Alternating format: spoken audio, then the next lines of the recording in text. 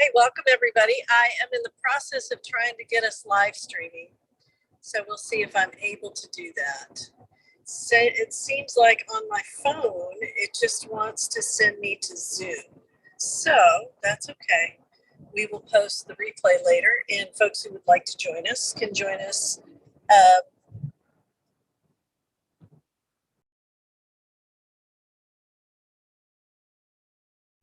All right, so welcome everybody. Today, my hope for you is to learn 3 things that I learned to get your business to stay in business. Because honestly, without these 3 pivots or these 3 changes that I made, and maybe I should call them 3 commitments, my practice wouldn't be here. There's just no way. So I want you to learn the importance of developing and focusing and committing to a niche. I want you to understand the importance of developing niche-based content and maybe even have some specific measurable, trackable goals in that arena. And I want you to understand, I'm actually going to tell you about the infidelity video that probably got me most of my clients as I was getting started in my new practice. So please feel free to ask questions as we go. This is being recorded, but what I'll do, I go back and I strip out the questions if I can for when I turn this into a podcast or a YouTube video. I will post it in the Step It Up group. So if you want to keep your cameras off, I will keep the questions when I post it in the Step It Up group, our Facebook group. So just to be clear, the Facebook group and the replay that will go into your user profile, that's going to have your lovely questions, my lovely answers. When I strip it down for the podcast and the YouTube video, I'm going to take all that out. So you're only going to your fellow Step It Up members. All right, guys, ready? All right, let's get to work. Get your questions ready. So when I was getting started, one of the things that was very important to me was, getting clients.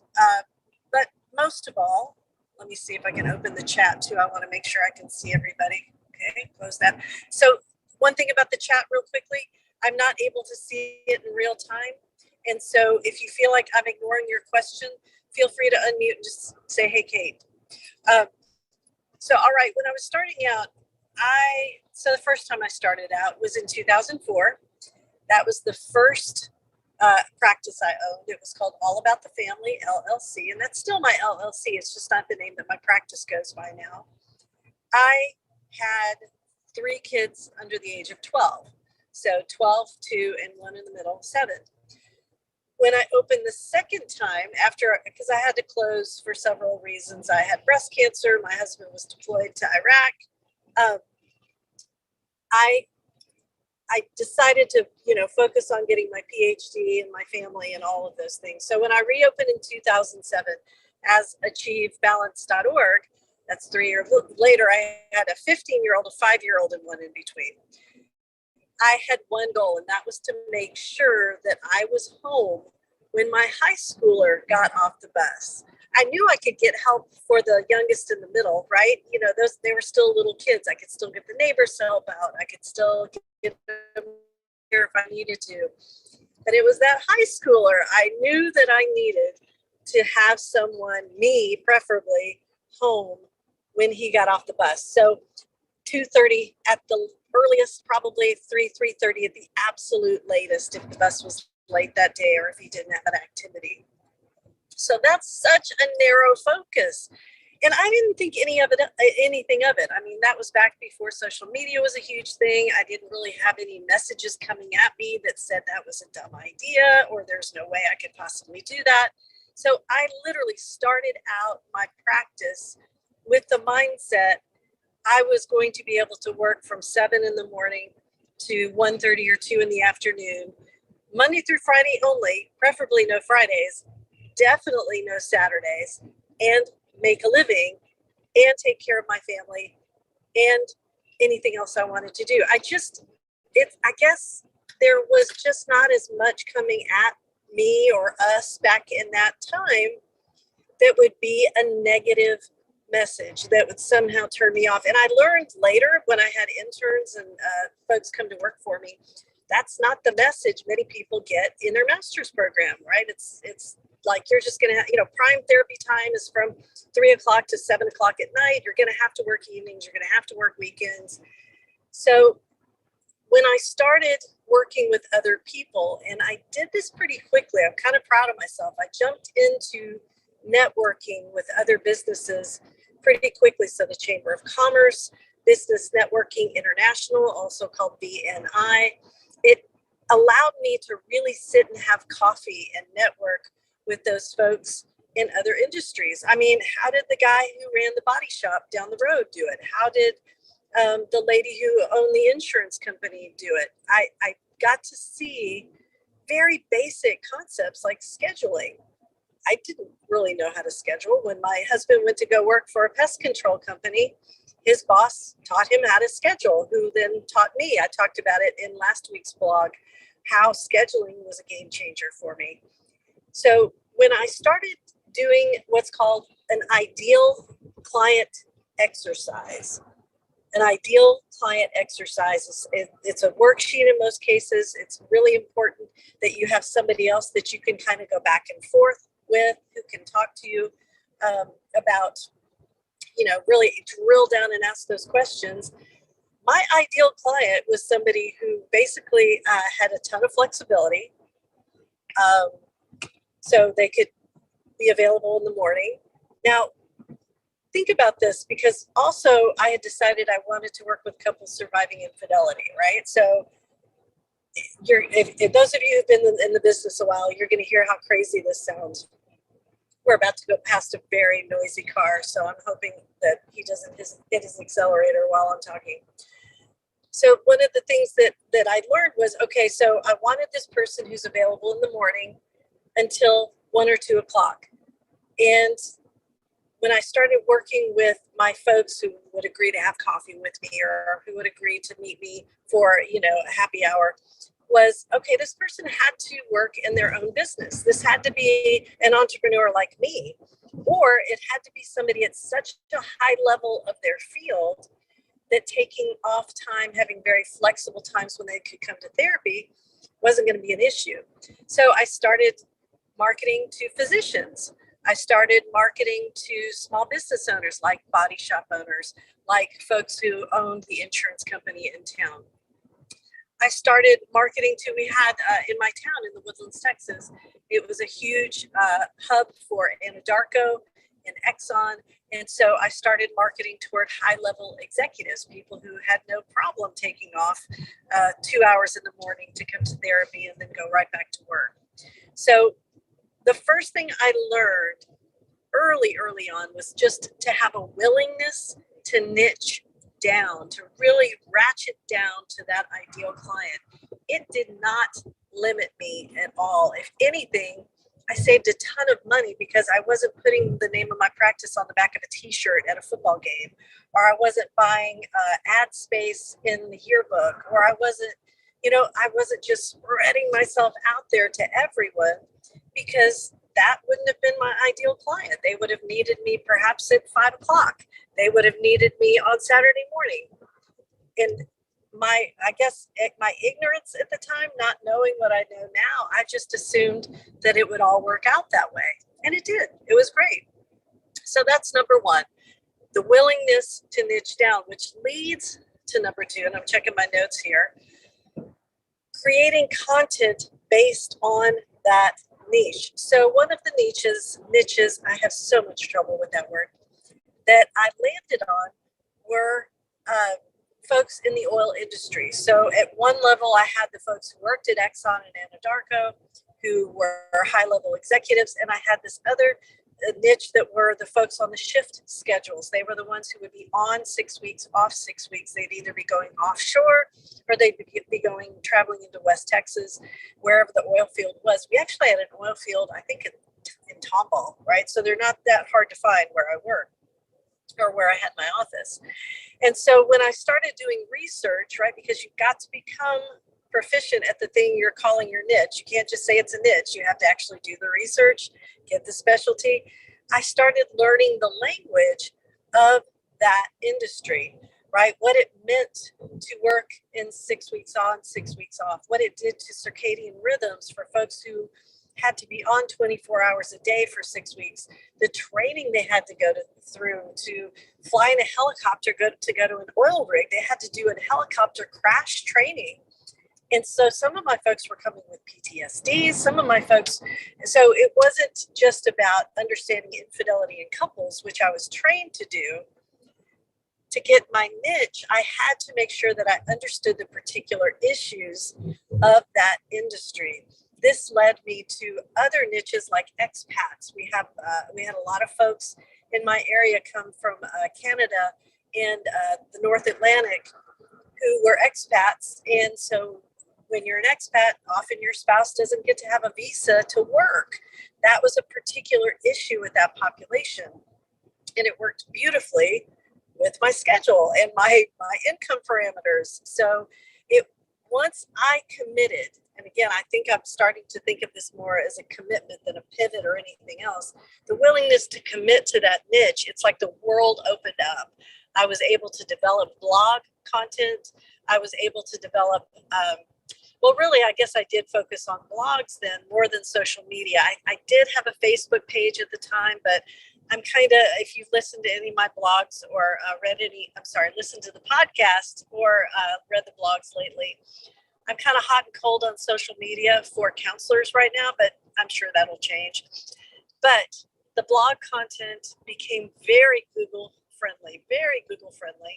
And it was super common for me to hear things like, I read your blog about what makes a great apology, or I read your blog about couples in the oil field and these issues. And they were coming to me because of that, and that worked for everything I was doing, my schedule.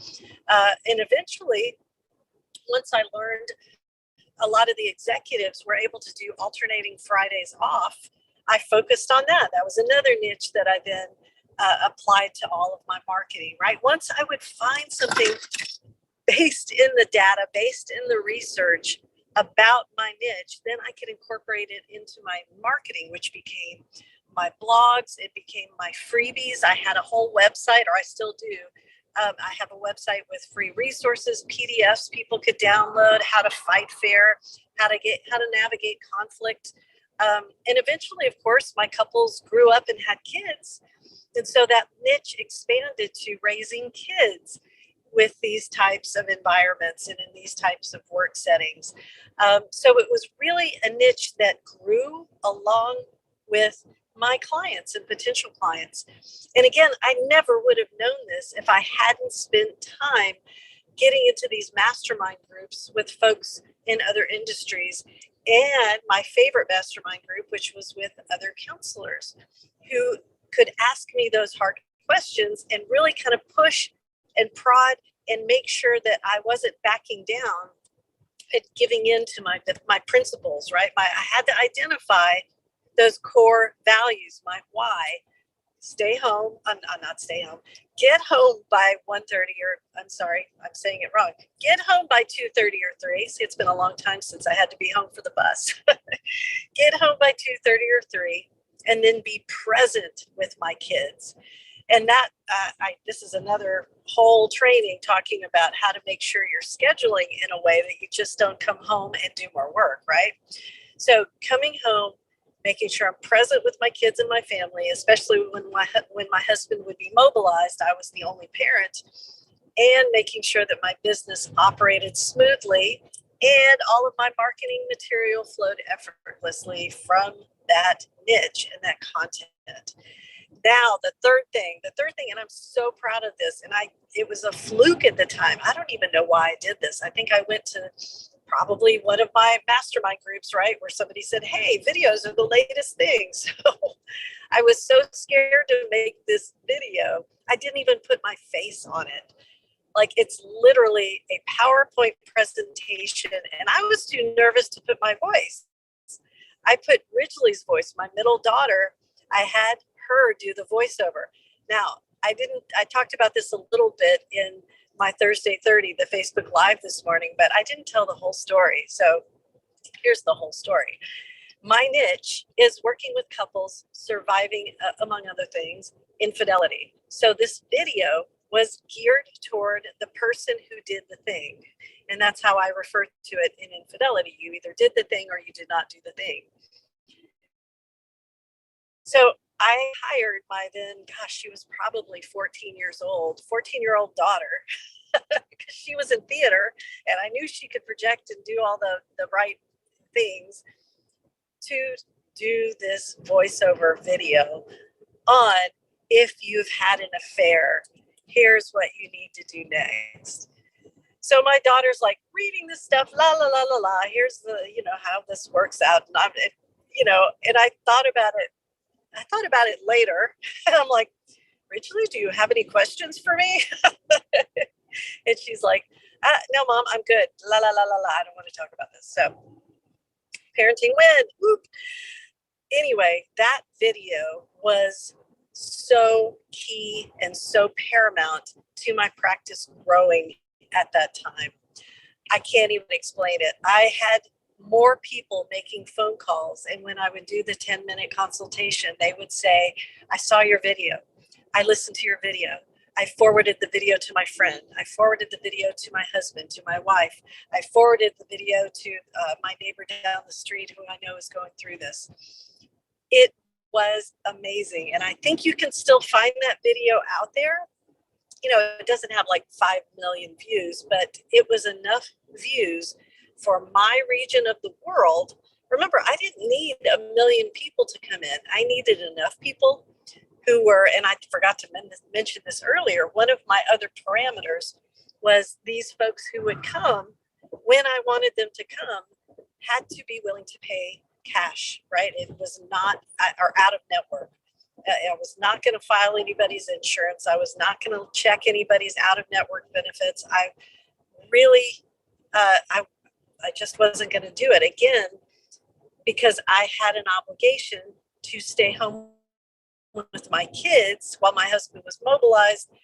I didn't want to be doing billing after hours. I had this precious amount of time that I could work, and this precious amount of time I had to be home and present.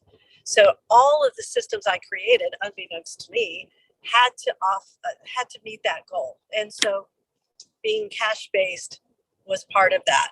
So the infidelity folks, they would call, we would do the 10-minute consultation, and it was almost like they were pre-qualified, like they already knew that I was the counselor for them. So I try to help folks understand this all the time, right? In the mental health profession, they will come. I'm not trying to turn you into salespeople, right? You're not trying to sell anything. You're just trying to remove the friction between this potential client and the help they need, right? You don't want to be the friction there. So remember, you're either going to turn them into your clients, you're going to refer them happily, and they're going to become a raving fan, right? And refer other friends and family to you because you're such an amazing resource. So let's review the 3 things that were game changers, that absolutely my practice wouldn't be here without these 3 things. Number 1 was a willingness to niche down and commit to it and go all in and research and become as proficient as I possibly could in that little square corner of the world. Number 2 was then creating content based on that niche. And that's one of the things I've learned from my mastermind folks, how to create editorial calendars, how to stay on track, how to make sure everything has a theme, SEO optimizing so Google falls in love with it too. And then finally, the actual product, that infidelity crappy video that I scarred my 14-year-old with, was absolutely one of the keys to my success. So I hope you guys like the information. I hope it was helpful for you. Thank you so much for watching. I'm going to open it up to questions. And I'm actually on the Atchafalaya Bridge. This is crazy. We made it all the way to the Atchafalaya Bridge. I'm in Louisiana, by the way, folks. I'm headed to Florida. Any questions for me? Unmute. I guess you want me to turn off the record button. Let me do that. Hold on. Get some glasses. Oh, my glasses dropped.